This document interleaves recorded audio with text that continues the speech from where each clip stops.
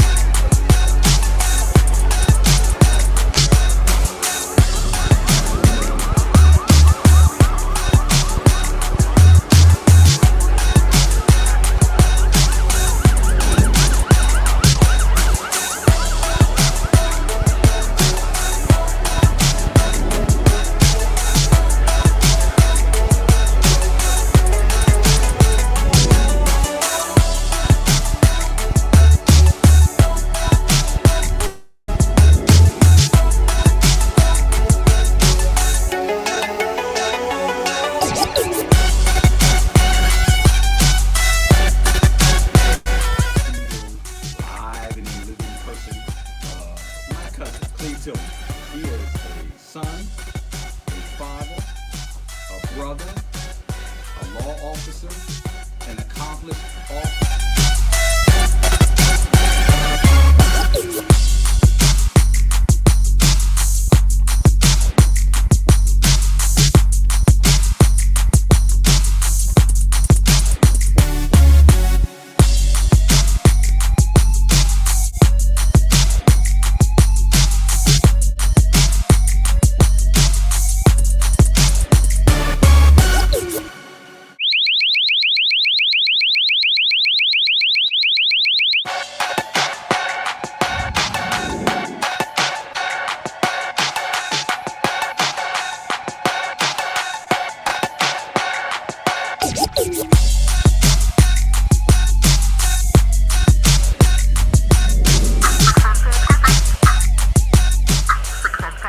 And 4 over and out.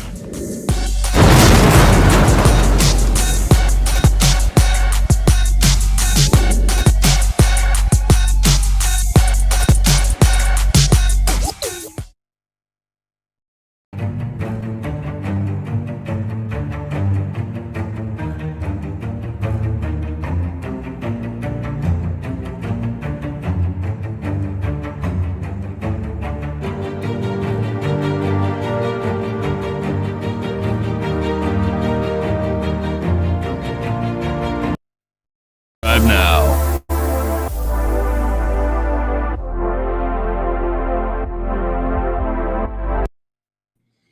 All right, ladies and gentlemen, boys and girls, thank you guys for tuning in. We are here with our regularly scheduled program, The Lab, that has transitioned to Black and Blue. It's your motivational speaker, your empowerment coach, your author, and your favorite baker's favorite baker, Coach Clee, coming at you. And we've transitioned. We have a special guest in the background. Some of you may know him, others of you may not. We're going to have an interesting interview. I want to give a couple shout outs to a couple of people that are on. Pamela Morgan's giving a shout out, saying hello, nephew. Must be talking to our guest right here. Got Beatrice Holland saying good evening. Thank you for tuning in. Got Dr. Francia Donier Henry talking about she's on here. Thank you guys. Thank you, ladies, for tuning in. Make sure you guys tag, like, and share. We're going to have an amazing show going on today. We got wonderful things going on. For those of you that have never tuned in before, this is the lab that's transitioned to Black and Blue, where we highlight individual officers and their viewpoints, and we talk about a little bit of education. Any officer that is a rookie officer, that is a seasoned officer, that is a retired officer that has worked in law enforcement, we talk about their experiences and we talk about their viewpoints, their experiences, and their education. That's what we're going to do today. And we got the special guest, and I'm going to bring him to the stage. Got to get a couple things out there first. Some of you saw the flyer that posed with the smoke and the CT is real cool. Make sure if you guys need any online digital needs, reach out. I put it in the comment section. MG4 Tech, Merrick's on here. He'll take care of your your online needs is mg4tech.com, and it's in the comment section. Not now, but later. Make sure you guys check that out. And these videos and this podcast is sponsored by One Way Publishing, book publishing company. You know, they could take a mere thought and turn it into a book that's bought. And I know you guys see some of the books that are behind me right now. Those are some of the books from that publishing company. The website is listed in the comment section as well. One Way Publishing. It comes to workwithclee.com. That's in the comment section. And they got a little video. We got to check out this video. Stay tuned. All right.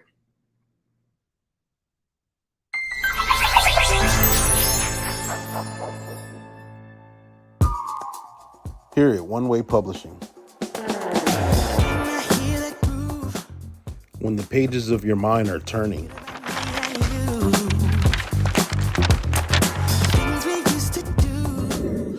and that light finally goes off, and you sit there not knowing where to start, I just wanna sing along. I know it don't belong. Or you just feel like you're completely overwhelmed and you feel like you just need to completely give up.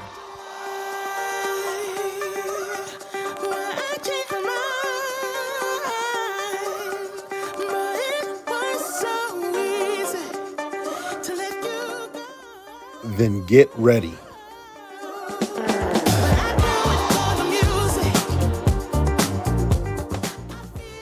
to be the author of your very own book.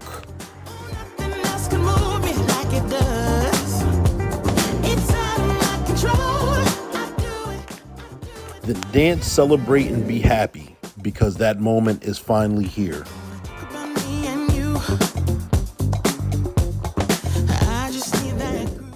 Just imagine reading your own children's book to your own family.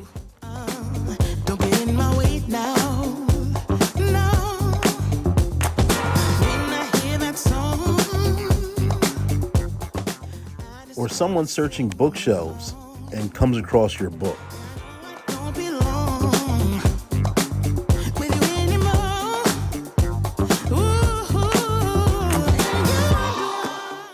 Get that feeling of accomplishment.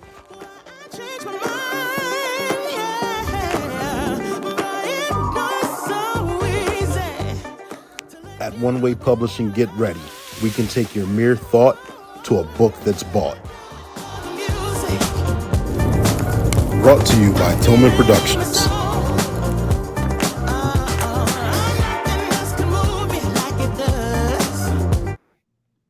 And there you have it. That is sponsored by One Way Publishing. Thank you guys, ladies and gentlemen, for tuning in. I got two cameras going on right now. So just so if I'm looking down, don't think I'm ignoring you. I have the camera above beyond the laptop that I have to concentrate at as well. Got a couple more shout outs right here. We got Annie Smiley says, hi, grandson. You got some shout outs there, Kevin. You got wait till I bring you on. Yeah. Yeah. Make us proud, son. Got Angela Smiley Carpenter. Yeah. Yep, there you go. There you go. Kevin Holland's on. Thank you for tuning in. Tommy Long's on. Good job. He's Team Shayla. I know, but she's not on this podcast right now, so we're not going to discuss that matter. But ladies and gentlemen, boys and girls, thank you guys for tuning in. Without further ado, we're going to get into the meat and potatoes of this this live interview, which you guys have all been waiting for. I got Kevin Love II backstage right now. He's waiting very eagerly to come to the forefront and talk about his story, talk about his experiences and viewpoints, and give us a little history and background. We're going to have a lot of fun doing it. He did 4 years in the Marines. Unbeknownst to him, the Army leads the way, but we're just going to pass it, make that comment go away. Anyway, and he's currently with a local police department in his local area. Kevin, are you backstage? You on here? Yep. Here we go. There we go. Thank you. Hey, Kevin, how's it going today? Thank you for tuning in. Thank you for making yourself available to come on the show. Can you tell us a little bit about yourself, please? Yeah. Well, first off, thanks for having me. Absolutely. Obviously my name is Kevin Love. I am 27. Served in the Marine Corps 4 years as a radio operator. Did two tours overseas. Okay. After that, became a police officer. This is my second agency that I am with. Been a police officer for 5 years now. Okay. And absolutely loving it. And again, I am I'm also a pilot, private pilot that is, as well as a drone pilot. So Okay. that's just some. Yeah. So did you get your piloting license while you were in the Marine Corps? No, afterwards. Okay. Which I wanted to. That was the original plan, was to also get it while I was in, but obviously Hmm. things, plans change. But I always wanted to be a pilot anyway. So after I got out, I set off to get my pilot license. So. Gotcha. So let me ask you this: what's the first question I ask everyone that comes on the platform? Why'd you want to become a police officer? So And how long have you been wanting to be a police officer? all right. So I was about 3 years old. Hmm. Again, I was born and raised in Cleveland. Okay. Um, so we were, in Cleveland, the east side of Cleveland and East Cleveland. Um, and there was this one time where it was this Cleveland police officer came around, and he gave myself, my brother, and my sister a little lollipop and whatnot. And he was a pretty cool officer and whatnot. And ever since then, I wanted to do exactly that. Okay. Want to, be a good influence, to the people of my community and serve my Hmm. community. And that little, that little thing there, that little interaction, is what sparked my interest, and want to become a police officer. So, yeah, so since I was 3 years old. Cool. Interesting enough, just one little small action can change the course of someone's life. So just giving away a lollipop and having maybe a 2 or 3 minute conversation, or it can impact someone so much that at the age of 3 you knew what you wanted to do. I was the age 4 when I made my decision as well. I found out that very young and went forward to it. What are some of your responsibilities and duties with your department? So currently I'm a patrolman. Hmm. So your basic beat cop, street cop, patrol the Hmm. area that I have. We do respond to all kinds of calls, every call you could think of. Um, it has changed the aspect of the type of calls that I go to, because again, my original the first department I went to was actually pretty busy and it was larger. Okay. So I've experienced a lot just within those few years that I was there. Hmm. Um, and then going to this department that I'm with now, it's a lot slower. Hmm. Um, not as big of a call volume. Has also slowed me down a lot. Because Okay. I got that go get it spirit. And I always want to get in stuff, but Hmm. has definitely slowed me down quite a bit. Um, like I said, we do a lot. At least I do a lot of community policing Hmm. in my community. I like to get out the car and talk to people. Um, you know, um, play basketball or football with the kids and stuff. Hmm. Things like that. And then on top of that, I actually lead our new drone program. So Okay. we have a new a drone team that we've established as of a year ago. Hmm. So I've been trying to build that from the ground up, and hopefully we expand even more throughout multiple jurisdictions. So that'll be pretty cool. And obviously that aspect of law enforcement is completely growing, and there's so much you can Yeah. do with it. Yeah. Uh, so yeah, that's what I do with my position. So. Gotcha. So as like you stated before, you transitioned from a larger, busier department to a different department that doesn't have the same amount of numbers, and the call volume has dropped. With doing that, how does that impact you doing community policing? And what are your impacts and thoughts on community policing as well? So with community policing in that atmosphere, Hmm. it's increased a lot. I can focus a lot more on it.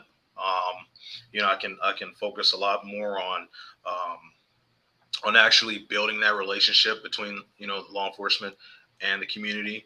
Hmm. Um, Luckily, in the location that I work, Hmm. our community is really receptive to That's our law good. enforcement. Hmm. So they love they love us there. Um, obviously you'll have your situations where you're not too popular among the community there, but for the most part, our community love us there, and I'm able to spend more time Mm-hmm. doing that. Like I said, there's times where there'll be hours that I don't have a call, so I'll Mm-hmm. get out my car and I'll grab some ice cream. We got a new ice cream spot in the middle of town, and Mm-hmm. I'll stop there and just grab some ice cream, talk to the people. Easy Mm-hmm. way to talk to people. Um, I'll sometimes go for a walk in the park. Mm-hmm. Get out, get my steps in as well. Yeah, there's those circles. Right. So, um, I'll get out and talk to people and whatnot, and it's cool because people know me by name, by first name now. Everyone say, "Hey, Kevin, how you doing?" and Mm-hmm. whatnot, or how's things going on. So it's pretty cool to be able to focus more on the community aspect of things. Now, don't get me wrong, I still get into stuff, but it's still I have a lot more time now to Right. that aspect. Right. And with the way the world is moving, and like I discuss often on this platform, how cyclic this occupation is. Sometimes we're at the very bottom, we're hated. Sometimes we're in the middle where it's just kind of numb. And then other times I can remember when we were heroes, and no matter where we went, everyone was patting us on the back, shaking our hands, and telling us how much they liked us and loved us. How important it is for our community policing to be at the forefront, because I know, at least in departments that I'm aware of, it's never stopped. Where officers get out their car, which goes into schools, goes into local rec centers, hits playgrounds, Mhm. goes into the shopping malls or whatever kind of businesses you may have in your jurisdiction, and getting out and engaging with the public. And that's a big deal because sometimes that's the first time dealing with a police officer ever in their life, and Mhm. the impact that you do is a very positive one. Other times, yeah, like in certain departments and other individuals, that other police officers, the public does know them by first name. They feel comfortable coming up to them, and they're like, "Hey, I know this happened 2 weeks ago. There's an investigation going on with this, with such and such. You might want to talk to this person who lives at such and such," and you get tips on things that you walked Yeah. in on and you didn't even know what was going on. And, Well, yeah. you appreciate that because you get to solve crimes. The public appreciates it because everyone wants to live in a safe environment. Yeah. Yep. And actually, that's another great part about it is that and even in my last department, Mm-hmm. granted we were busy, but I still got out the car and still made sure that I was out there to the community. Mm-hmm. Um, and like I said, that's I think is a very important aspect of law enforcement is the community policing aspect, because then you get those people that if there's something going on, Mm-hmm. they're going to come to you first.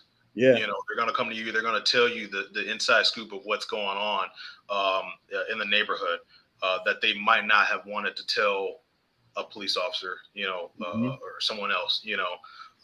So that's another big thing. Like I said, Mm-hmm. you get the tips. People are comfortable with you. You know, Yep. that's what you want. You want people to be comfortable Absolutely. with you. You want people to to come to you whenever anything happens. Mm-hmm. Like I said, we're in this time where law enforcement isn't really um, uh, like it used to be, and it's not Mm-hmm. really. I wouldn't say. Oh, I want to say idolized, but at the same time, I don't want to say idolized. I want to say um, uh, respected that much. Uh-huh. It's a good, yeah. And so, um, people don't want to come to the cops anymore. Mm-hmm. But again, you get those individuals, who are always out there talking to the people and create that rapport, Mm-hmm. with the people. Well, now you're going to start. You are able to start, completing investigations now.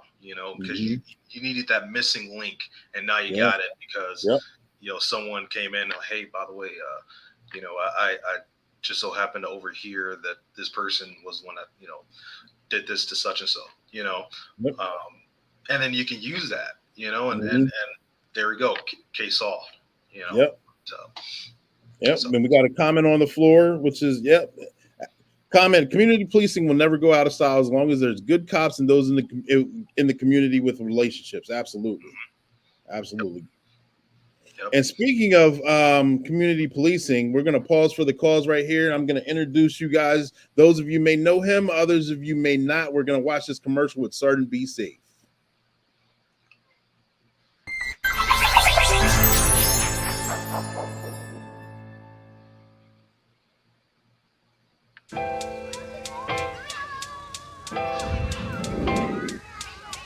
Settle down, class.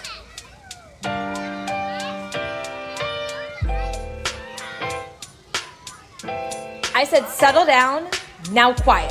Hey, it's Sergeant Be Safe. Hi, class. Sergeant Be Safe here. Hi, I'm Kasaya. I'm the class speaker for the day. Here's my list of questions. Why did you want to become a police officer? I wanted to become a police officer to help out people and kids like you. How long have you been a police officer? A little over 15 years now. How did you become a police officer? I had to get good grades in school, and I graduated from the police academy. Why do you like being a police officer? Because it's the type of job where every day could be different. The kids had a great time. Thank you for visiting with us, Sergeant Be Safe. I'm glad to hear it. I had a great time too. Now you guys go and be safe.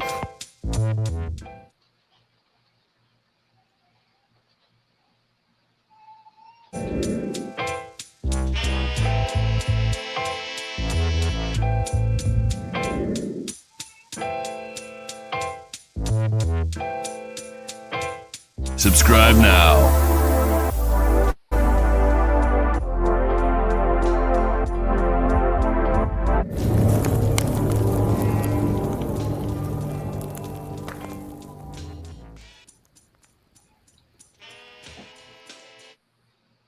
And welcome back, ladies and gentlemen. Thank you guys for having an enlightening conversation. We're not done yet. We still have more questions on the table, and we still have more of this interview that we're going to conduct. But I hope you guys enjoyed that commercial, the cartoon Sergeant Be Safe. He's posted right here on YouTube if you guys are on this platform, and also on Facebook under the Coach Clee and the Black and Blue page on Facebook. So make sure you guys tag, like, share, subscribe, and check those cartoons out. They're very fun to do. If I keep putting this offer out on the table and I'm getting flooded with participants who want to be voiceovers. If you want to do a voiceover, let me know. We'll get that done. We still have many cartoons in the works. But ladies and gentlemen, boys and girls, we're going to get back into this interview. We got Officer Kevin Love in the background here. Kevin, you still there? Yep. We're still Perfect. here. Gotcha. And we're going to move on with another question right here. Let me ask you this question. As you were coming up and going through the Marine Corps and going through school and training and trying to build yourself into the person that you are and the person that you're still growing to be, who were some mentors and influencers that helped you develop into the person that you are currently? I had quite a few mentors and influencers through my upbringing. Like they always say, it takes a village to raise a kid and whatnot, and that was certainly true with me. And first off, I want to thank God for waking me up today, and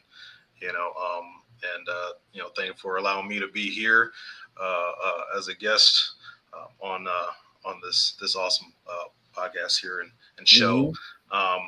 Thank my family.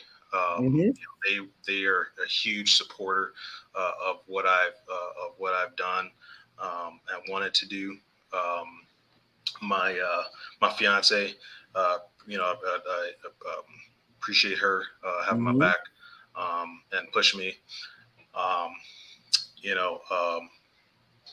Again, shout out to my mom and my dad and family. Love you guys. A couple of mentors that I want to give a shout out to is also Harry McKee. He was a major actually in the Army. And he was a good mentor to me. We both played the saxophone in church as well. He's a great musician and a great friend. Throughout my law enforcement career, Sergeant Adrian Parker, the Detective Conwell, both of them were great mentors to me. helping me along the way.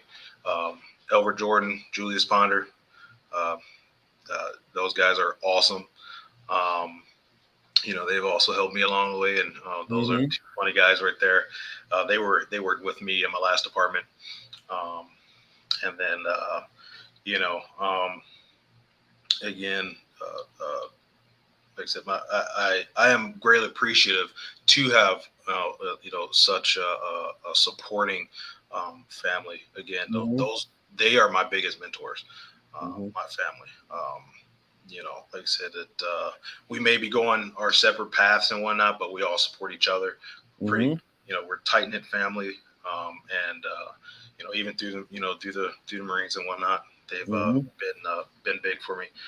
Um, you know, um, and yeah, that like I said, there's so many there's so many people to shout out, but that would take years. I understand. That's a nice list. That's a nice list, and it's very. You can tell that you love your family very much. Your looks like your mother commented, "We love you too, son." And I mean, it does help mold you and make you who you are. And because of that, it builds you, helps you grow into the officer that you are, and what that you want to be, and makes you impactful in the community. Mhm. And speaking with the community, how important do you think? And we kind of touched on it with community policing.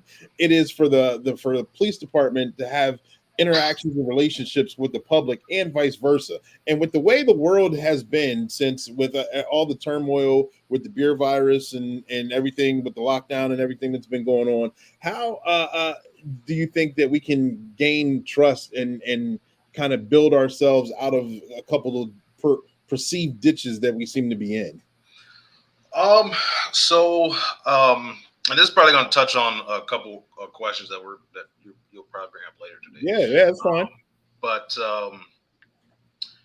you know, like I said, especially with when the whole the whole beer virus came out and stuff, and like I said, and all the things that have been happening in the news, um, with police brutality and Mm-hmm. different other police interactions. One thing I want to say is for the community,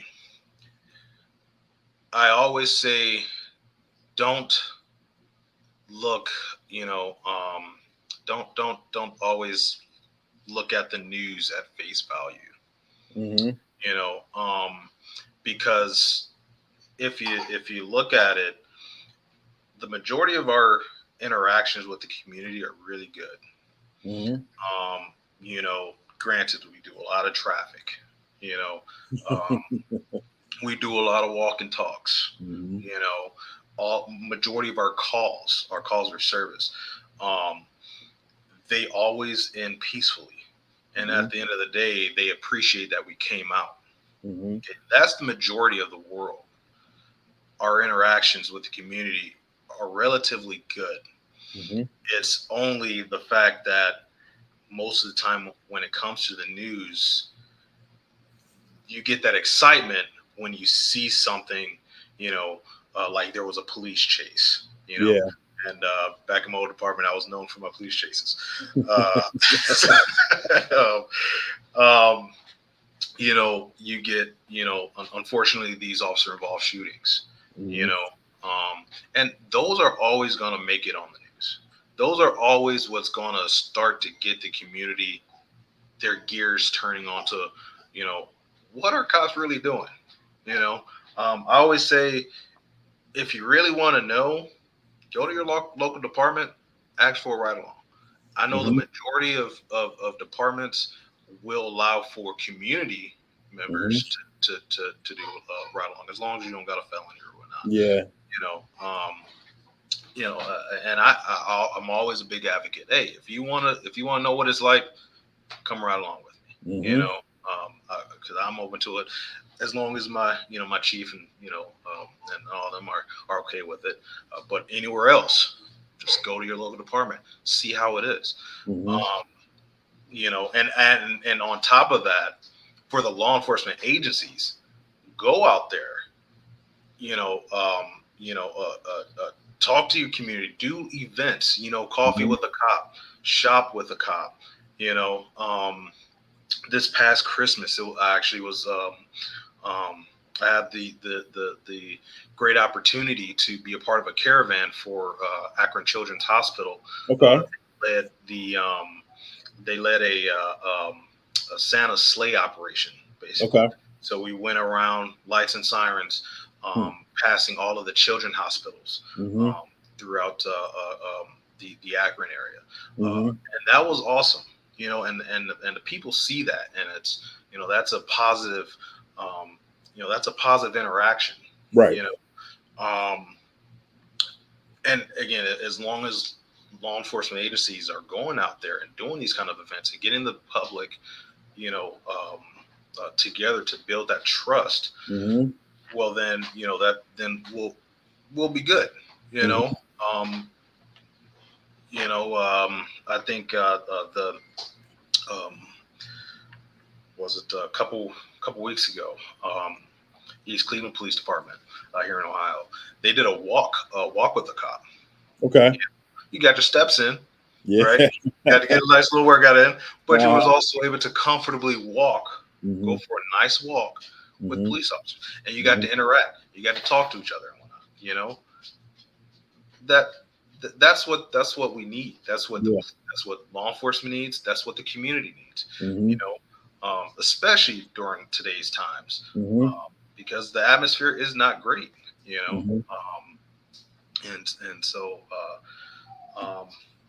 you know, and then on top of that, you know, as far as law enforcement agencies also getting better, you know, I remember they were going about this whole defund the police thing. You know, and I would think that me and you are in agreement that that's probably the most silliest thing that you could hear, is the whole defund the police thing. But I will say this: I'm not opposed to police reform. I'm not opposed to it. I think we need it. You know, times are changing. You know, things are different. It's not like in the 80s and the 90s, you know, where, you know, you're a cowboy and you're just going and chasing people, and you're, you know, and then you could get away with, you know, slapping somebody silly, and that would be the option of whether you went to jail or not. You know, nowadays it's completely different. You know, you got to watch what you do. You know, granted, if you are, you know, if you don't have bad intention, you really don't have to worry about that. You know, you don't got to worry about the cameras that's going to be, you know, on you or whatnot. You know, anytime my body camera is rolling, I'm the same person as if it wasn't rolling. Yeah. We're the only job that we have body cams on that records everything we do the entire time we're working. You know, and that's big, you know, because again, with everything going on in the world, if it wasn't on camera, it didn't happen. Yeah, you know, and that's again, that's something that's changing, you know, in the world. The confidence in law enforcement is changing. You know, usually what they say is that, you know, obviously if we make a stop, for example, if well, the court has said that, you know, whatever if the police saw it, it happened. But nowadays, if it ain't on camera, it didn't happen. Yeah. You know, so that's something big. And I was going to say Speaking something. of such events as well, you were talking about events that take place in your area, and I know a few weeks ago, at the beginning of this month, actually, National Night Out took place. And that anyone in the public can get out and go visit their local jurisdictions. National Night Out. That's the second. What is it? First Tuesday? I forget off the top of my head, but it's the first Tuesday of every August. There's always events going on. There are different departments everywhere. Just shop with the cop, coffee with the cop, park and walk, so many different things. And that's just in this area. And I can just imagine nationally. I heard of a lot of different other programs just by interviewing a bunch of different officers from different locations. There's a question that's on the floor here. I don't want to let it go too long, and it looks like it's right up your alley too. It's right here. How will drone technology affect the future of law enforcement? That's a perfect question for a drone pilot. Yeah.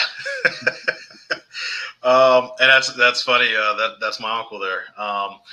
So drone technology. So like I said, I've been a fan of aviation for a long time.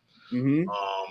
And so I've stayed up on it. I think I was 14 Okay. when I wanted to actually become a pilot as well. So obviously throughout Mm-hmm. my time, I had different aspirations.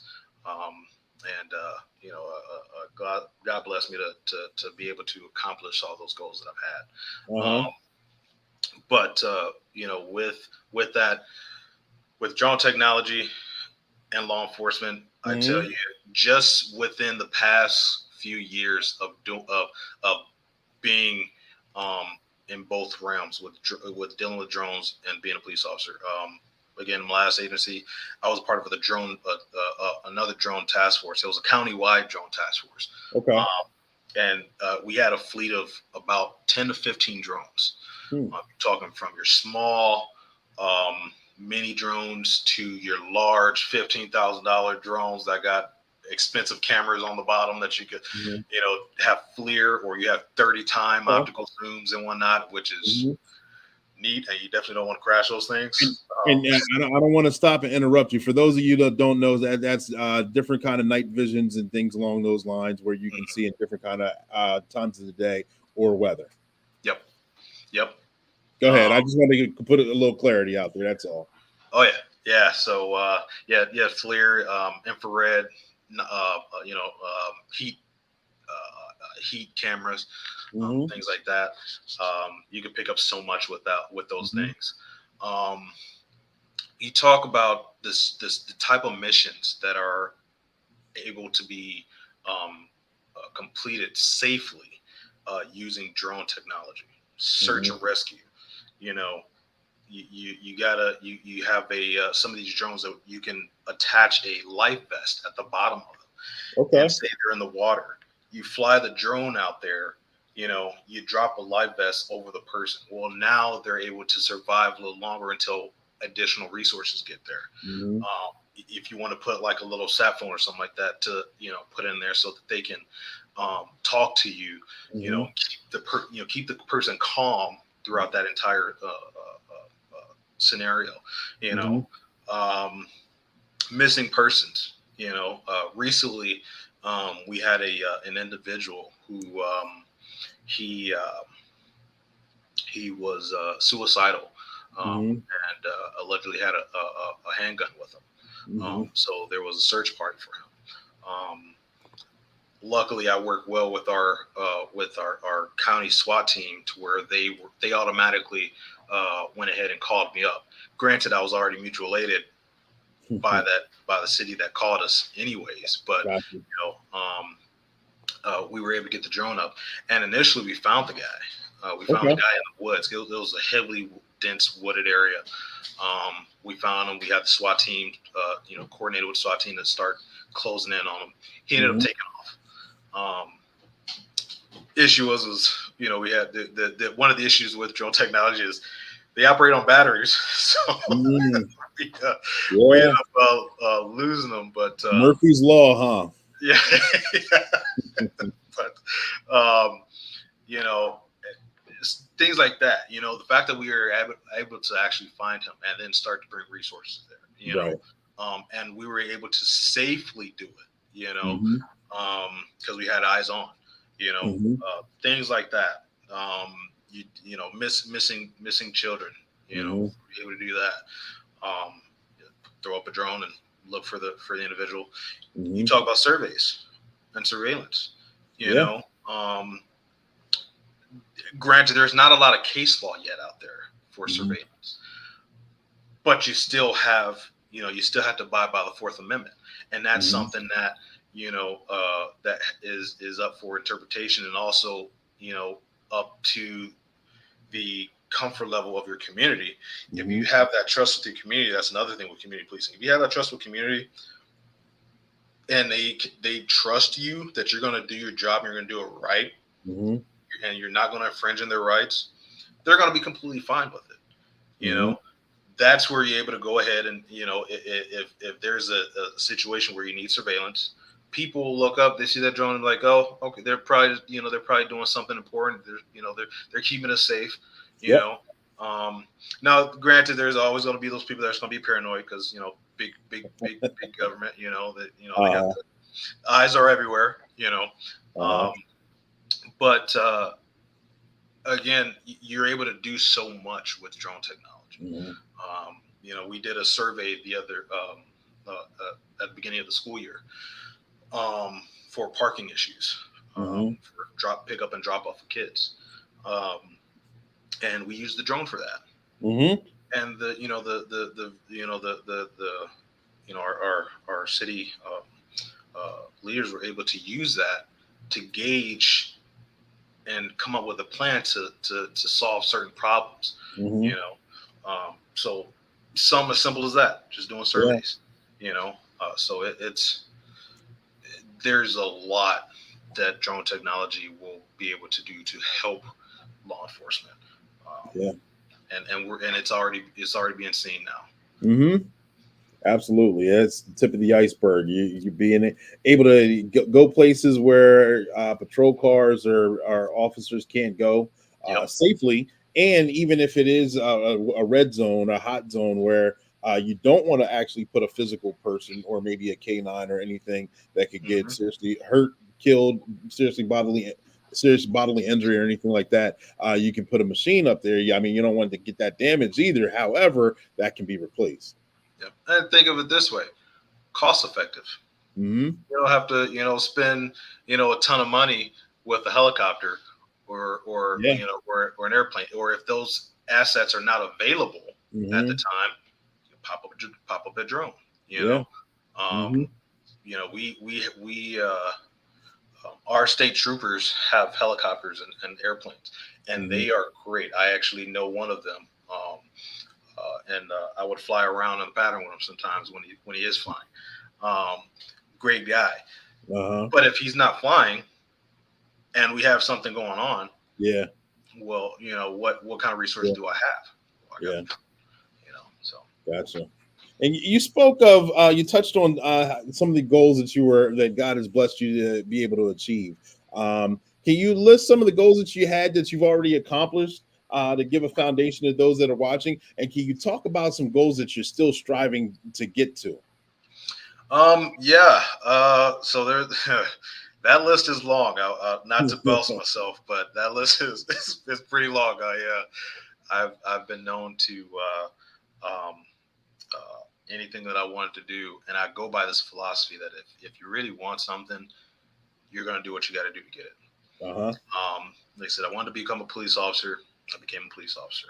I wanted to Mm-hmm. fly. I became a pilot. Mm-hmm. I wanted to serve my country. Mm-hmm. I joined the Marines. I let's see. I wanted to ride a motorcycle. I ride a motorcycle. you know, um, what other goals? I wanted a family. God bless Mm-hmm. me with a family. Congratulations. Thank you. Um, so that's just some of the goals there. Mm-hmm. That I've accomplished. Some goals that I still want to accomplish. Is I want to move up in my agency. Um, Mm-hmm. Whether that is my long term goal is to become a sergeant. That's Mm-hmm. it. I don't. I've dabbled with, maybe one day in the future to become a chief or whatnot. But again, Uh-huh. that's way out there, but small goals, short term goals that can be achievable. Sergeant, I've always wanted, I want to be able to help. I want to be able to lead. I want to lead by example. Mm-hmm. I want to also be a role model. Gotcha. And I want to be a role model to everyone, but specifically the young black males. Mm-hmm. Um, that you can literally grow up in um, a not so good area and still make it out Mm-hmm. and do good things. Mm-hmm. And like I said, we lived in Cleveland, and not so good parts of Cleveland. Gotcha. And and it was really easy to fall into the stigma of gang violence. Mhm. There's a lot of gang violence around where I was. Mhm. I had a friend, an old friend. He obviously not a friend anymore, but growing up, he used to live down the street from me. We'd go to each other's house. We do all that stuff. Well, at a young age, he got convicted of murder. Wow. He joined the gang and got convicted of murder. And and like I said, that's a guy who I was good friends with back then. And granted, we knew that he was in the gangs and whatnot. He tried to get us to go, us and our group of friends and whatnot. He tried to get us to join. And you think of how easy that could have been. Yeah. Especially living in that kind of area. How easy that could have been. But to come out of it and, and be successful, that's what I want to do at the end of it. That's one of my biggest goals. Gotcha. Is to be able to be that role model to them and bring them out of that. You can come out of a negative environment, and do something great. I always remember in the back of my mind, don't forget where you came from.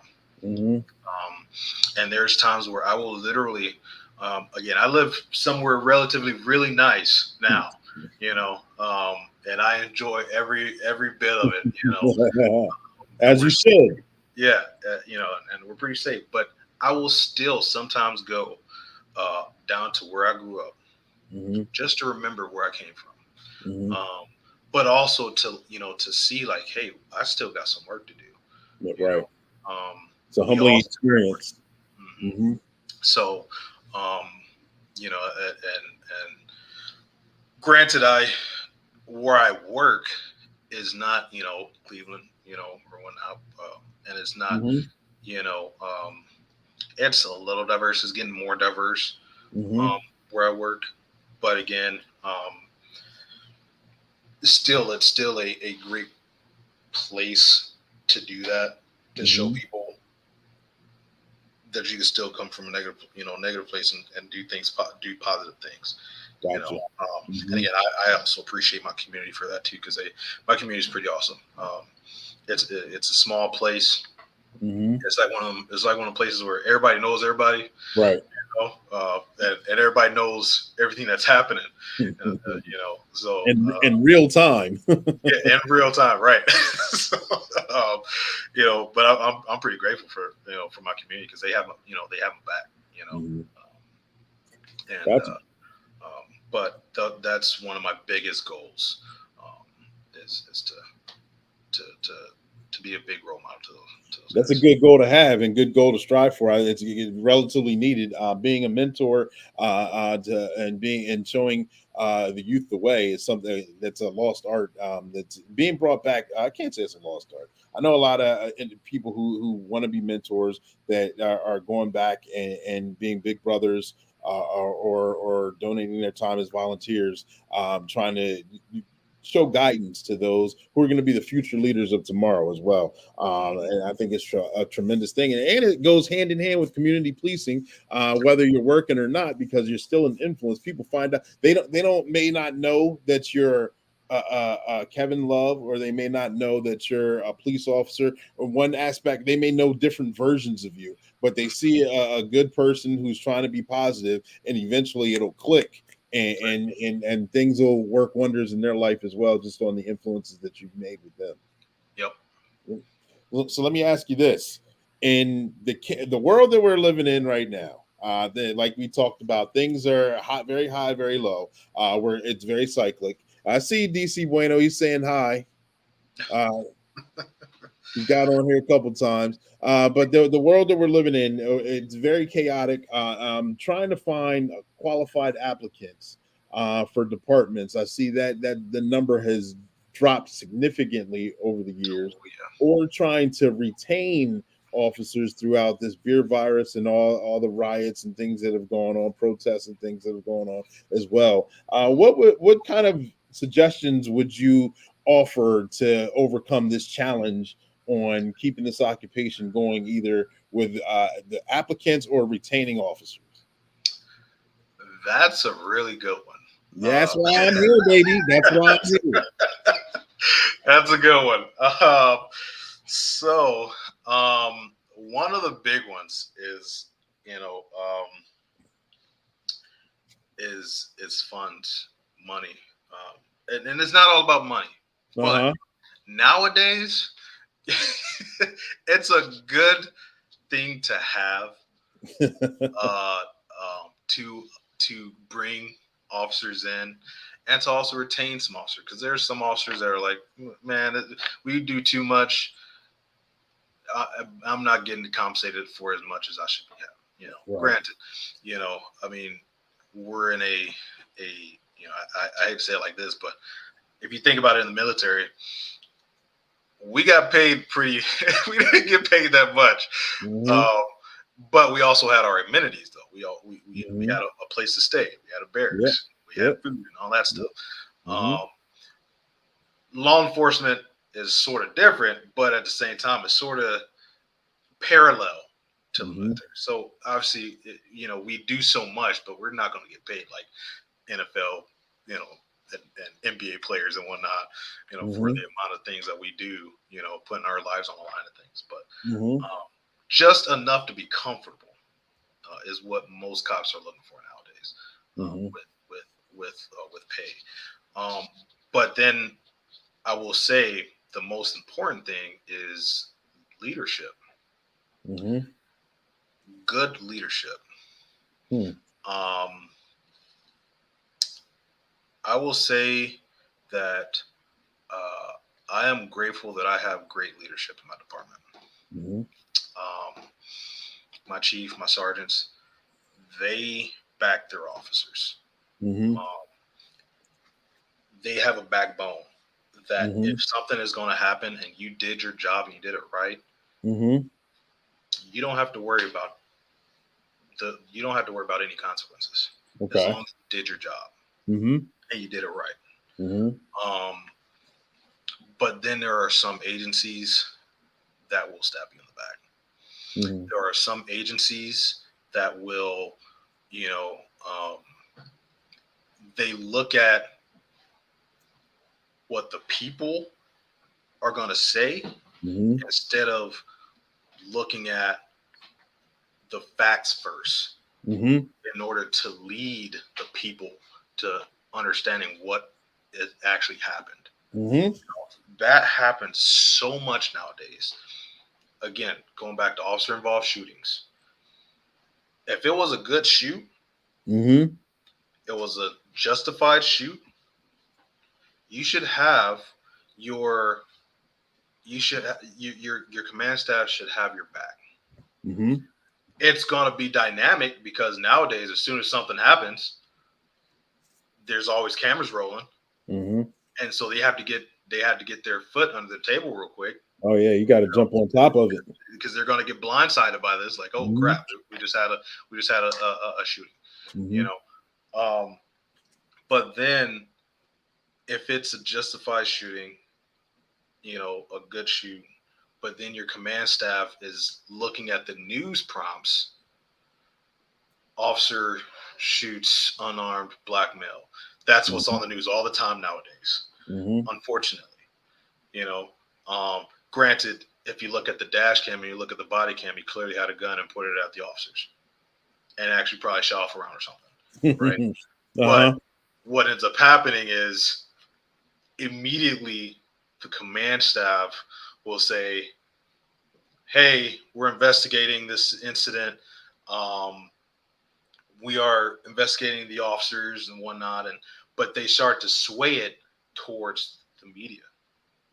Yeah, without putting not facts, right? And they don't get the details yet. And I will say, I look at the Florida sheriffs. I know we know about the infamous Florida sheriffs down there. I can't remember what county it is, but that guy is awesome. He's got his officers back, but he's got his deputies back. But at the same time, he will not hesitate to say if his deputies did something wrong either. He will be objective. If it was good and his deputies did the right thing, he's going to have their back, and he's going to make that known. But if his deputies didn't do the right thing, he's also going to let that known. Right. But again, that's a characteristic that you want in not majority, all of your agencies. You want someone who's going to have that backbone, who's going to stand by their officers, who is going to, if something happens, they're going to talk about it. Another thing is write-ups, and this goes along with the command staff thing. Write-ups.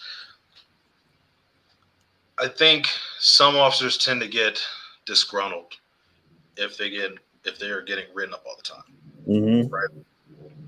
Granted, if you make a mistake, you got to own up to your consequences. Right. But then there's some things where just a good talking to, give them some guidance. That goes a long way than just writing up all the time. And if an officer knows that, that's what's going to retain your officers.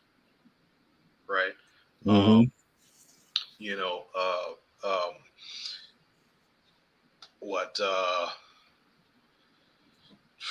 Leadership, pay, opportunities,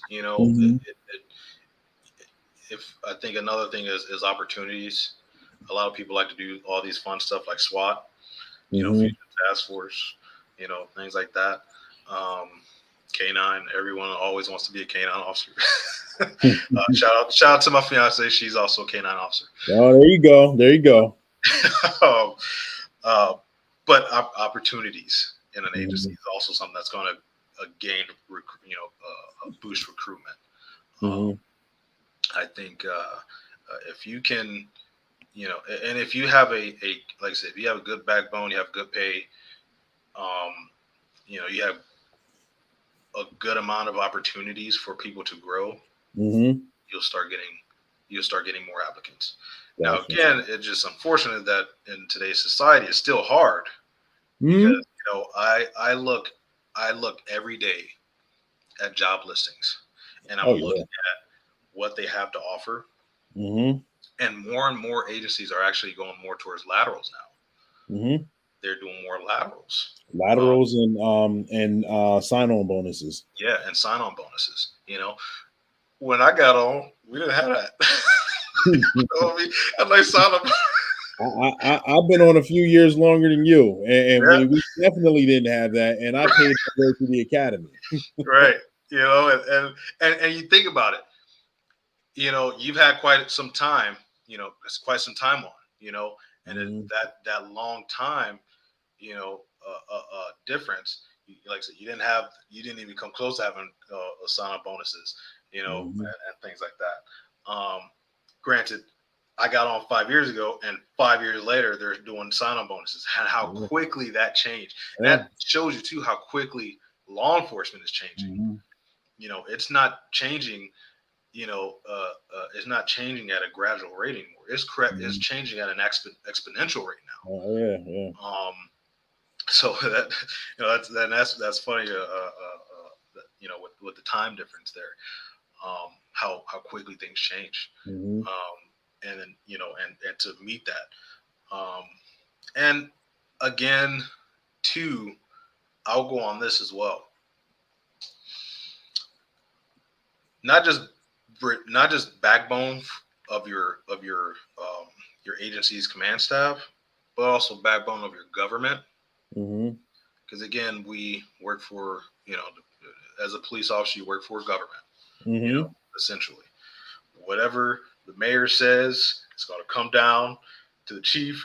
Then whatever the chief says is going to come down, through the rest of the command staff, and then eventually down to you, right? And if something happens, well, then how are you going to have the confidence in your government if they don't have your back? And I'm not gonna. I don't want to. Well, I'll just put it out there. But let's look at Chicago, for example. Chicago's all the news all the time. Uh-huh. They've lost so many officers, Mm-hmm. so many who they early retirement Mm-hmm. or they just left, because they had this whole defund the police thing, and their mayor on top of that didn't have their back. Mm-hmm. In fact, she was completely against them. Well, then how are you going to retain officers if your government is going to do that to you? They're going to pull away funds, right? Mm-hmm. That goes to my, to my whole, police reform thing. Well, in order to improve your department, you need funds, right? You need the training. Mm-hmm. You need the money to train the officers, because at the end of the day, everything comes down to money. It does. Money makes the world go round. hmm But if you don't have that government that's going to support you, that's going to support their officers, how are you going to get, be able to retain your officers, Mm-hmm. or even recruit officers? And they're having a huge recruitment problem. So just those things, Yeah. I think will improve that. And not just in law enforcement, every industry is suffering with recruitment and retention. I just wanted to focus in on that question right there. Let me ask you this: through community policing, being a drone pilot, through being in the Marine Corps. Sorry, I get tongue tied talking about that every time because Army leads the way. Cool. But besides all that, seriously, how do you feel that you make a difference? I know that you got many goals that you've already accomplished, many goals that you're looking to accomplish, and wanting to be a mentor and influence the leaders of tomorrow. How do you feel what you're doing right now is making an impact and making a positive difference? Well, I will say that I'll start by saying this, and I'll use this as an example. Yesterday, I was doing a protection order service. Okay. Call, deal with a Mm-hmm. protection order and whatnot. And on my way back to my car after finishing up with who I needed to finish up with, the kids were like, "Hey, Kevin, how you doing?" I'm like, good. Like I said, the kids, they know me by first name now. Mm-hmm. Majority of the kids in the village knows me by first name. But then when they say something like, "You're my favorite police officer," that right there tells me that I'm already making a difference. Mm-hmm. Because if they're telling me that I'm their favorite police officer, then you can almost guarantee that if they need some help, Mm-hmm. they're going to come to you. Mm-hmm. Again, this ties in with the community policing. They're going to come to you. You build that relationship, you build that trust. And I've been very fortunate that there are a lot of people that do come to me a lot, Mm-hmm. and that have said, that they're glad that I'm there. I think that right there again, I know that I'm making some kind of a difference. Mm-hmm. There's a kid who I would deal with all the time as well. He's a high schooler. Okay. He's had some problems, Mm-hmm. but he gets excited whenever he sees me. Granted, like I said, he gets in trouble. Sometimes he slips up and whatnot. But I try Mm-hmm. to, whenever I talk to him, I try to give him some wisdom. I try Mm-hmm. to give him some, and granted, like I said, I'm only 27, but I'm blessed to have been able to experience a lot of things. Mm-hmm. And then I also look at, those before me, and I use their examples as well to help me to guide other, to guide other people. Mm-hmm. But I would talk to him. I would see how he's doing. Mm-hmm. Recently he got out of juvie for something stupid that he did, and I told him straight up. I said, he said, "Yeah, I just got a juvie," and whatnot. I said, "What for?" And then he told me he did some vandalism or whatnot. I said, and that was stupid, wasn't it? I'm straight with these guys. If you aren't straight, and if you're not honest with these with these kids, then they're just going to be lost. Mm-hmm. And that's big. I'm straight up with him, like, that was stupid. Why are you doing it? And he wants to do football. He wants to play football professionally. I'm said, Mm-hmm. I'll tell him, like, do you think if you did something stupid like that again and you being in jail, do you really think you're going to be able to make it to the NFL doing that? Mm-hmm. Fix yourself. Fix yourself. Stop doing these things. You're still young. You still have the rest of your life ahead of you. Make smarter decisions. Mm-hmm. And if you get mad or something like that, because they've had family problems and whatnot. If you're Mm-hmm. mad or you're angry or something, give me a call. If you call our non-emergency line. Mm-hmm. If I'm at work, I'll talk to you. And then at times, luckily through our dispatch, they're allowed to send them straight to our cell phones. Okay. Without them actually having our number. Right. So if it has to go there and I'm off, Mm-hmm. call our dispatch. Tell them that you really need to talk to me. Mm-hmm. Dispatch will probably, or one of my partners will tell me, hey, this person called or not. I'll call dispatch, have them call me back, Mm-hmm. and I'll talk to them if they need it. I'm always going to be available to them. But right there, though, that's a way to make a difference. Gotcha. And so, All right. Got a question on the floor here. yep.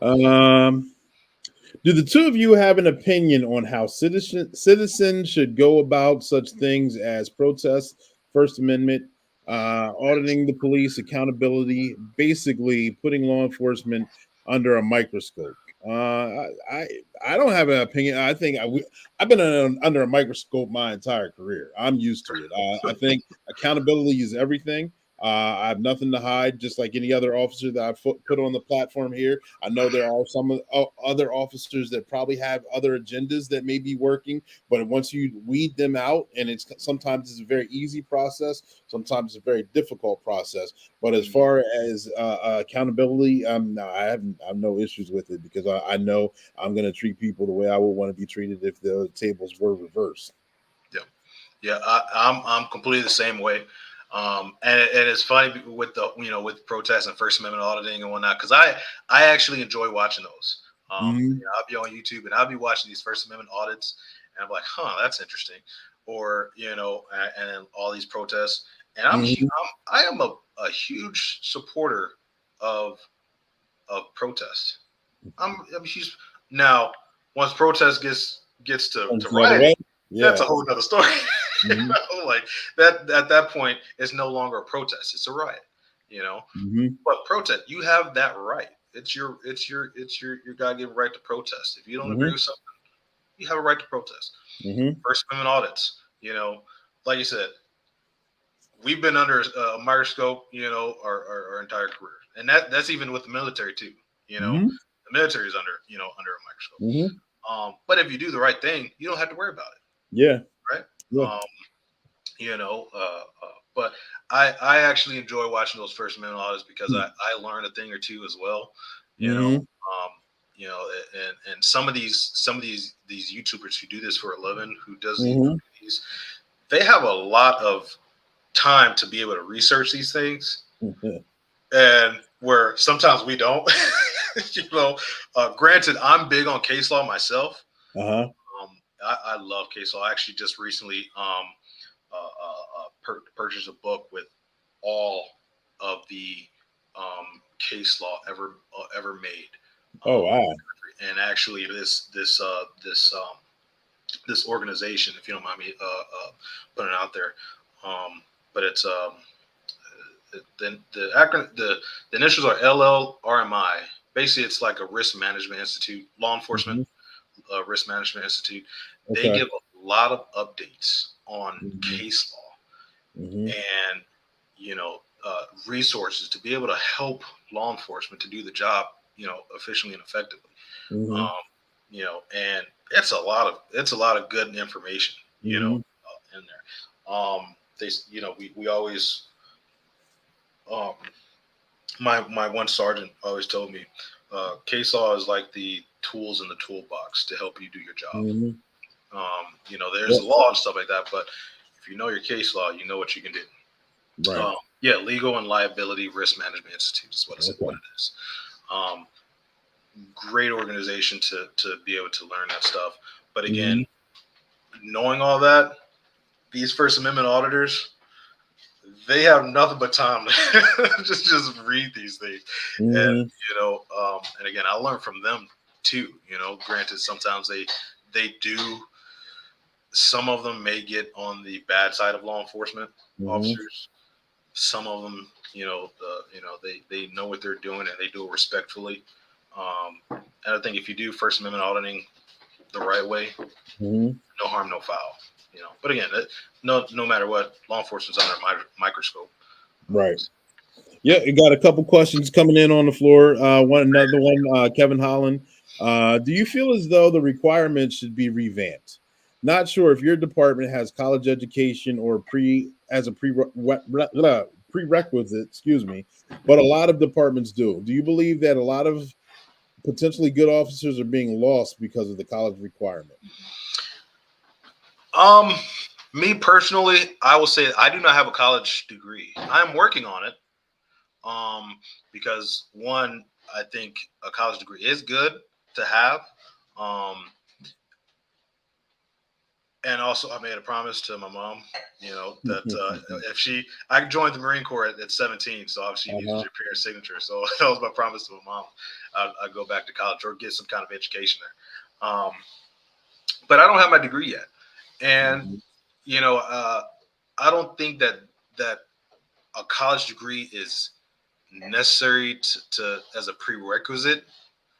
I think that life experiences and things like that is big. And throughout your career, yes, I believe that if you have a college degree, or some kind of college education, it'll help you along the way into getting those stepping stones, like like promoting, especially in a bigger agency. But yeah, for me, like I said, and I'm only talk from a personal perspective, that I don't have a degree, and I would assume, I would like to assume that I do a pretty good job. Granted, again, I have my military experience, but college education is a prerequisite. Yes, a lot of departments do have it, but I think they do lose out on a lot of good officers who don't have it. But again, that's a catch-22, really.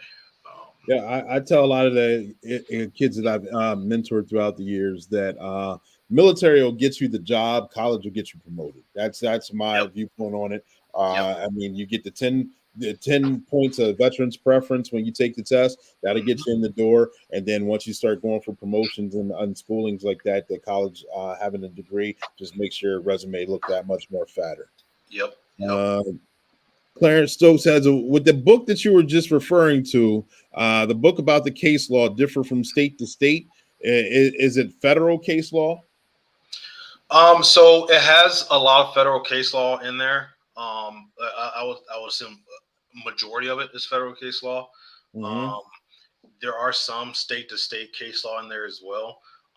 But then, like I said, with that institute though, they do bring updates from state to state. There was one that came out of if I can remember, like Texas or something like that. And again, I'm an Ohio police officer, but there was a case in Texas about canines and extending your stop, the ability to extend your stop. Obviously, you cannot, you can't extend your stop just to get a canine.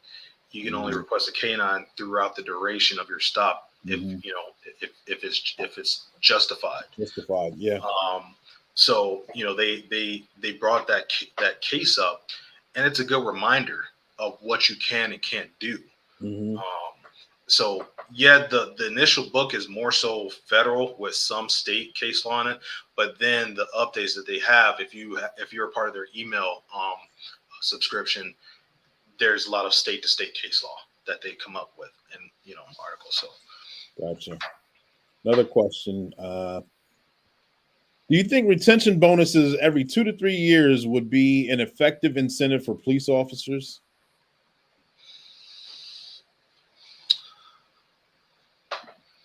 think that would go with more funding and That's again, that would, I think, whatever money that you would give the officers kind of takes away from the department as well. So then you're lacking with equipment, lacking with training. I mean, it's a guy. I'm all for it, me personally. But I mean, in reality, I mean, I don't think anything like that. Nothing significant. Maybe small increments in percentages for raises for the salary. I think that could happen, but nothing. I don't see anything too major, to be honest. and I'll also go with this.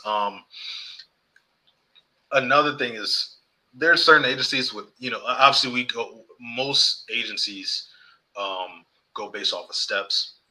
Mm-hmm. There's a certain agency that I applied for once, had 18 steps. You're not going to really recruit any good officers or retain great officers with 18 step pay raises. You think majority of agencies nowadays, they have about maybe 3 to 4, maybe 5 steps before you top out, right? And for those that don't know steps, they're basically years that you're on, and every year you get a pay raise or something like that.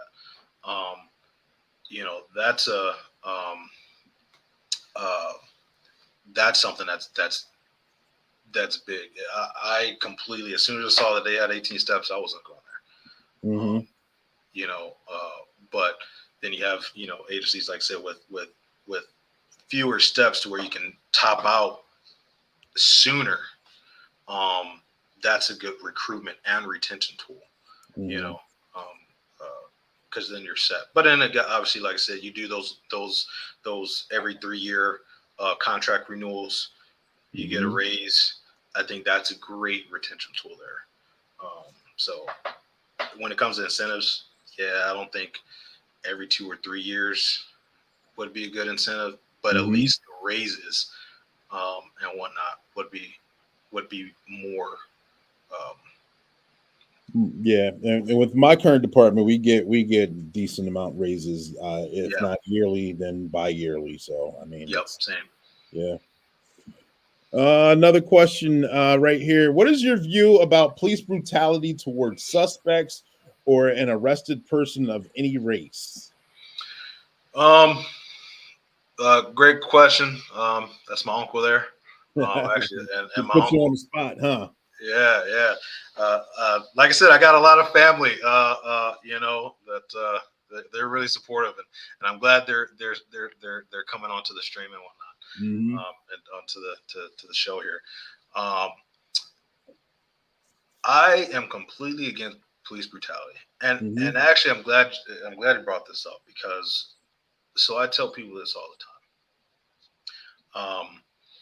With this profession, we have the most powerful job in the world. A police officer is the most powerful job in the world. Why do I say that? And when I say powerful, I even mean more powerful than the president. Okay. The reason why I say this is because with that badge, you can literally take a person's rights away. Just like that. With that comes a huge responsibility. You sound like Spider-Man. What's that? I say you sound like Spider-Man's uncle. Go ahead and preach. But it's true. We have a huge responsibility, and you have to respect the job. You have to. Yeah. Because if you don't, then at that point you shouldn't even be a police officer anymore. What's that? Everyone can't handle that power that is invested. Yes, and you're right. Absolutely right. Everyone can't handle that power. And that's where the whole, when I said that I'm all for police reform, I think that's another thing that should be put into the hiring process, is to determine whether this person really understands the responsibility that you hold, Mm-hmm. the power that you hold with this job. I have a huge amount of respect for my job, and I love my job. Mm-hmm. And I think that, and if I didn't, and even if an ounce of me did not no longer respect the job or no longer appreciated the amount of responsibility that I have on my shoulders, I will leave. Mm-hmm. Because you need that. You need to understand what comes with it. Again, they say with great power comes with great responsibility, and that is factual with this job. Mm-hmm. And so with that, going back with the whole police brutality thing, again, I hate when that happens. Mm-hmm. I think that those officers need to be held accountable, Mm-hmm. and those officers don't need to be in law enforcement anymore. Mm-hmm. On top of that, though, I will say this. Again, this goes with my whole police reform thing. There needs to be more training, Mm-hmm. which means there also needs to be more money. So, Plus 22, you're talking cyclic. exactly. So, with that, some of these police brutality incidents occur with younger officers because they don't have the training needed to avoid that. Mm-hmm. There's some good officers out there that don't have the proper the necessary training that they need, to effectively do their job right. Mm-hmm. Okay, and it leads to these police brutality incidences. If only we do that, we focus more on training. You know, whether it's do some firearm trainings, also do some not only firearm training but do some subject control training. Mm-hmm. Or defensive tactics trainings and whatnot. Yeah, defensive DT. Exactly. I think I saw an article about somewhere in and I'm going to say Michigan because I'm an Ohioan. And we have a little bit of a beef with the state up north. Wow, gotcha.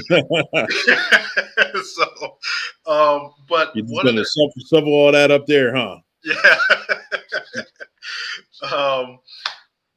one of their agencies brought up this one point, and it was actually on Police One, about requiring officers to acquire at least a blue belt in Brazilian Jiu-Jitsu. Mm. Now, my last agency, they worked with Gracie, who is a Brazilian Jiu-Jitsu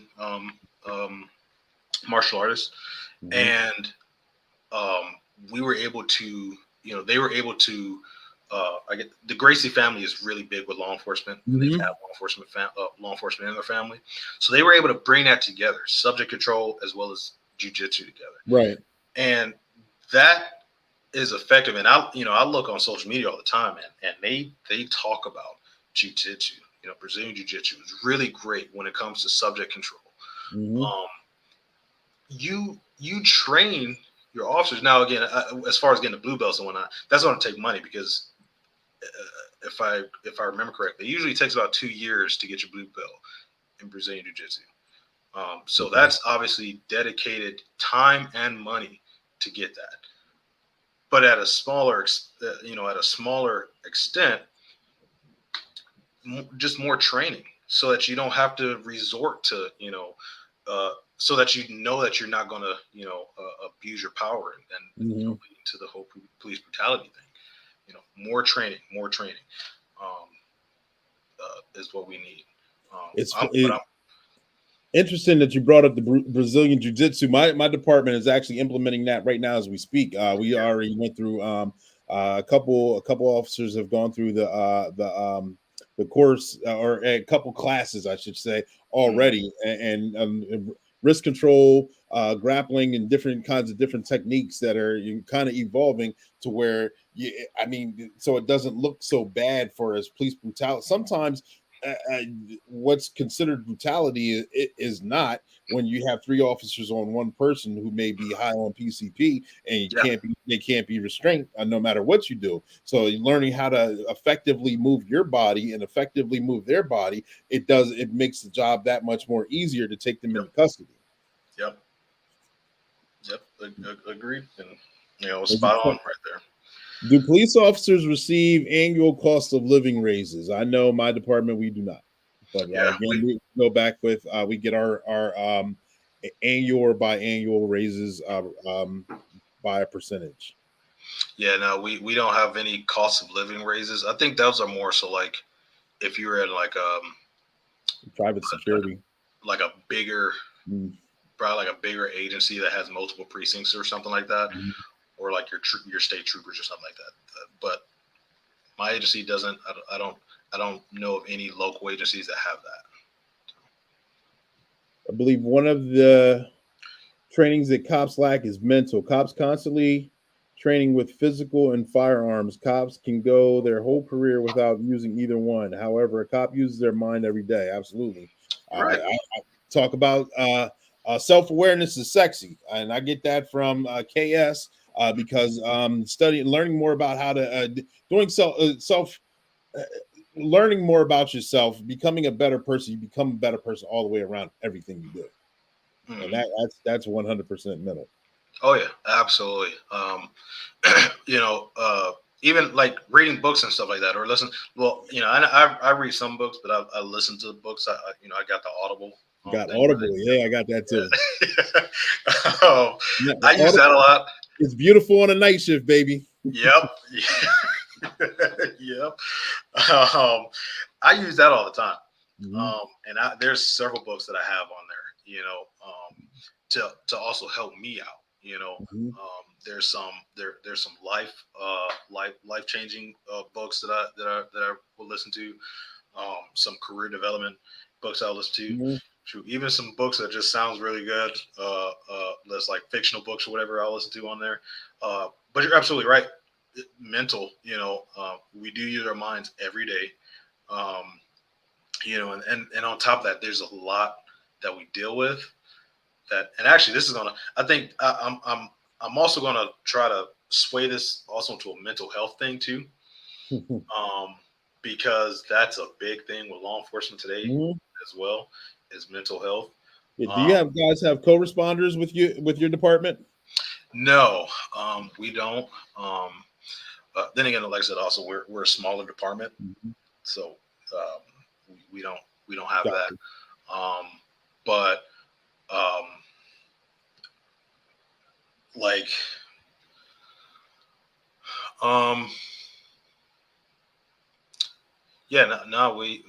we don't have that.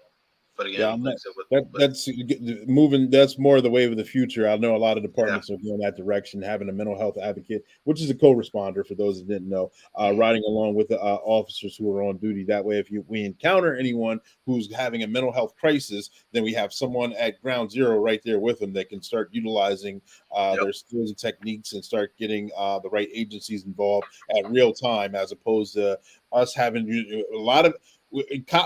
Us as cops get everything, and everything's not always technically a police matter. We deal with where crimes and we enforce the law. However, everything gets flooded where the floodgates. Everything comes our way. So, of course, with training, with CIT training, we get that for crisis intervention. We also have a co-responder with us. That way, we don't have to take into custody the old way of someone going through a mental crisis, and they end up we end up getting into an altercation because we're trying to physically restrain them so they don't hurt themselves or anyone else, and have to take them to a hospital for 302. We have someone at real-time level that can actually get the proper agencies involved, as opposed to waiting an hour or two and getting those parts moving because we just had an incident. Yeah, I actually think that's gonna be a big thing too. Is having those co-responders. I'm all for that actually, and I'm actually a part of a community online. And if you don't mind, I'll shout them out. But the Officer 401 community, I've been with them for about 6 years now. And when it first started, it's a great community. Had officers, we have police officers there, EMT, fire, also a whole bunch of military vets there, and then we also have the general population, there, and we talk all the time, about certain things. And one of our members, who was also one of our moderators, she is a social worker.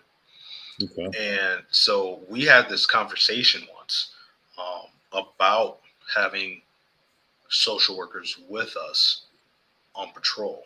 And I said I am not opposed to that at all. I think it's a great idea. But then when you there was a point that came up about just having social work respond by themselves. Horrible idea.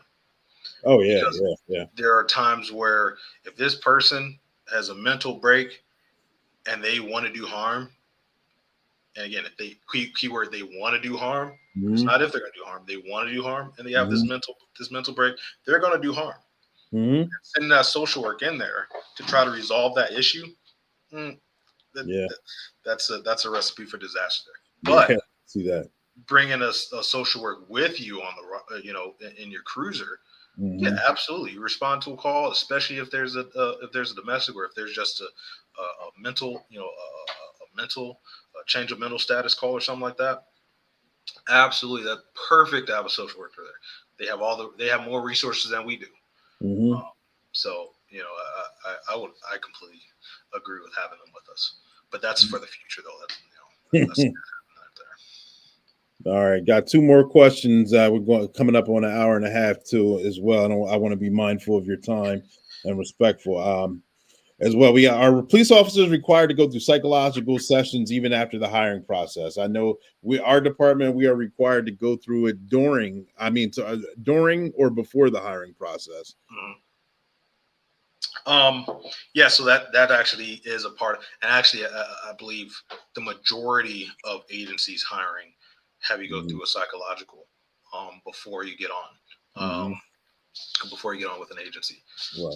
So yeah, that is required. Now, after the hiring process,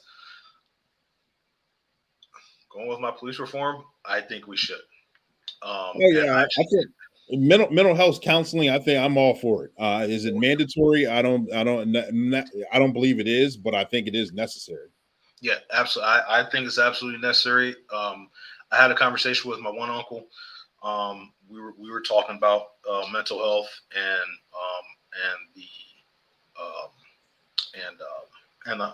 law enforcement and whatnot, because you think every year your mental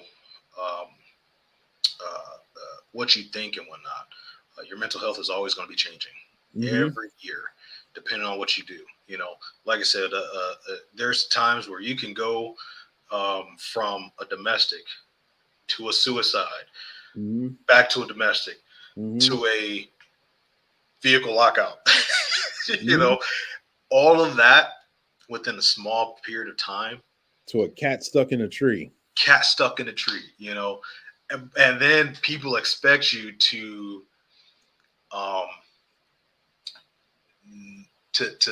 act differently with them, even though they don't know that you just dealt with a person who just killed themselves. Because that takes a toll on you. It especially one that where you attempted to save them. And there was there was a chance, but it didn't work out, or it did work out. But then you got to completely change your thought process and deal with that next call. That like football, you got to go with you automatically got to regroup and go with the next play. Yep. And so that right there, I think that at least not every year, but every couple years, it shouldn't be mandatory to go about a mental evaluation. Every officer to go through a simple mental evaluation. It doesn't have to be complicated or anything like that, but at least it'll gauge your mental health. And so if you need to start talking to people, you have that resource. I know there's a lot of agencies that don't have those resources to talk to someone, just to talk to someone, and then there's some agencies that have a chaplain with the department. You know, there's actually a higher chaplain. Mhm. You know, so that they can talk to someone about that. But you know, I think I think there needs to be a mental health evaluation at least every few years, not every year, but every few years, just to evaluate you, and so you talk it off and continue about your career and stuff. So. Yep. And another question on the floor. How often do you get calls regarding fentanyl abuse? We get enough where fentanyl ODs. We're bringing them back to Northland. I mean, I don't know a percentage or how often. Sometimes it's very high, sometimes it's very low. Yeah, yeah. My last department, all the time overdoses, Mm-hmm. all the time. I can't tell you how many times I've been to an overdose. Um, Now with my current department, we don't have it as much, but we keep Narcan in our cruisers all the time. Mm-hmm. So just in case we get that call, we get there, bring them back. You know, Mm-hmm. and again, I think that's also it. Also depends on how big the city is or whatever that you're working for. Mm-hmm. Will dictate how many calls you get for that because it really is prevalent, especially in Ohio. Um, Especially if you're a part, if you live in a city or you work for a city that is on the drug corridors, or what we call the drug corridors and whatnot. If if your city is within that drug corridor, more than likely you'll see a lot of overdoses. Right. And so, um, yeah. Yep. We're going to take a pause for the cause. We're going to have a one final cartoon with Sergeant Be Safe. You guys tune in.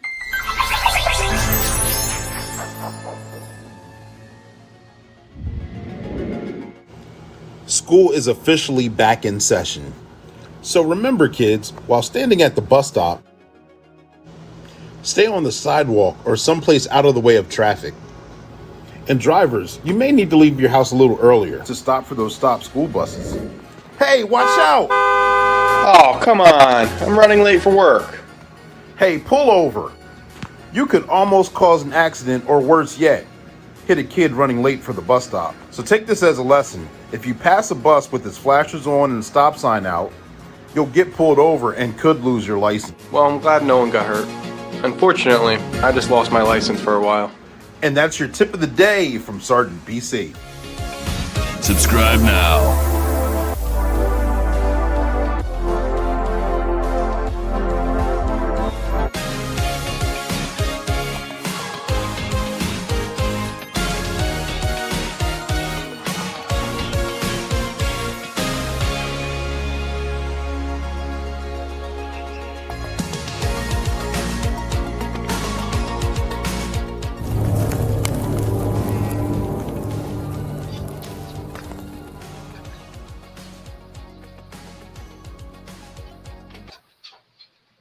And welcome back, ladies and gentlemen, boys and girls. Thank you guys for tuning in. We had a tremendous interview, a tremendous live. We got Kevin Love backstage right now. Got time for him to put him on the stage one last time for a quick wrap up. And Kevin, you still here? Absolutely. All right. Hey, we talked about a lot of different things. We got a lot of dynamics out. We got a lot of issues out. Is there anything through the course of the conversation or through the course of just having any potential questions that may have been missed? Is there anything that you want to say that you want to get out there that I may have forgot to ask? Right now, the floor is yours. Well, like I said, first off, again, I really appreciate and I'm honored to be here with you. Mhm. Thank you for inviting me. Absolutely. This has actually been phenomenal. I think we were both saying it would it'd probably take about maybe half hour, 45 minutes, and we're already about an hour and a half into this. Mhm. And it's been great conversations. You know, the people watching, great questions. Um, and I'll go on with this. Like I said, this career, and it's a career and it's a lifelong career. I go back to it's all about respecting it. Respecting the badge. Because we have that heavy weight on our shoulders. you know, and again, for me, if I didn't understand that anymore, or if I didn't, didn't respect the badge anymore or anything like that, then I'd just leave. But I love this job. It's a great job, great career.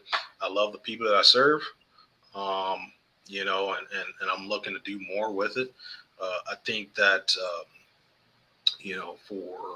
for law enforcement agencies, for law enforcement officers, if I can give a little bit of advice, and again, I only got 5 years on, right? But again, I've learned a lot in these 5 years, and I am very observant with.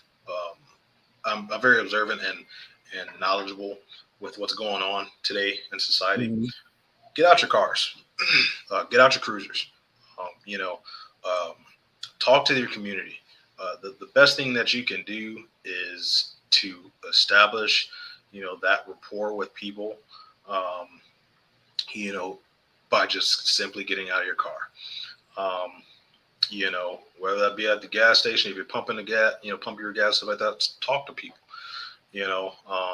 play some basketball or football with the kids, or just have a simple conversation, with people. Again, and I'll also tell you that, I'm also, uh, this is really big with my community that I work for and whatnot, because I'm actually the first and only Black officer in this agency. Okay. And so, the the perception of the community is going to be a little different, especially since they never had a Black police officer before. Mhm. And so, with that, one, I got a lot of weight on my shoulders for Mhm. that, pave the way for more Black officers. But again, but at the end of the day, I'm still just a police officer. I'm still a person. I'm the same, just like anybody else. Put on my pants, shoes, shirt every day. Mhm. I'm a person. But again, a lot of people were wondering how the community was going to react to me, um, and it was actually overwhelmingly receptive. And like I said, my biggest thing is community policing. So what did I do? I just went straight out to talking a lot to everybody. I wave all the time. I probably get a workout just waving to people every day. Um, you know, um, Again, I get out of my car, I talk to people. Now everybody knows me. They know that they can come to me for anything, um, and that's big. Um, uh, you know, but like I said, just like I said, this is an ever-changing world. Law enforcement Mhm. isn't the same as it was years ago. It's changing a lot. The dynamic is changing. So, you know, like I said, just go out there, do what you got to do. Have fun. Because this job is fun too. Excuse me. Going out there, getting the bad guys off the street. Because that's what we want to do too, right? Mhm. We want to get those bad guys off the street. Make sure our community is safe. Um, and those times can be fun, quote unquote. uh, but still, you still got to respect the job. You still got to respect the job, respect the people. Mhm. Um, you give respect, you get respect. Um, and like I said, that's that. Like I said, and again, I appreciate everyone for joining us. I appreciate everyone who, my family. I think there was my mom mentioned my grandfather, who was also a devil dog, Ra. Um, so, um, again, I appreciate you for allowing me to be here and to share my story with my law enforcement career so far, and things that I've done. So, um,